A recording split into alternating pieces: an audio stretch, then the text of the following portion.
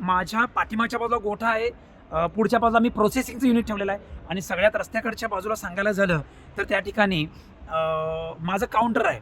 माझ्या गावातली लोक 70 रुपयानं दूध विकत घेऊन जातात.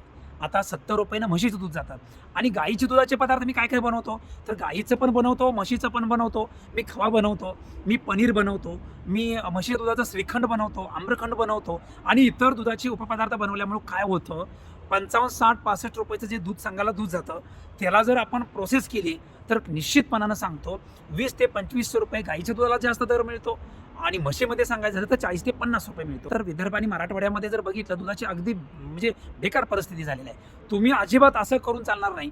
4 तरुण एका ठिकाणी येऊन किंवा गावागावामध्ये जे दूध आहे डेअरीचं त्यातलंच दूध संकलन आपण विकत घेऊन त्याचा जर आपण खवा बनवला किंवा त्याचं आपण पनीर बनवलं 36 जिल्ह्यामध्ये आपण हे दुधाचे उपपदार्थ आपण विकू शकतो.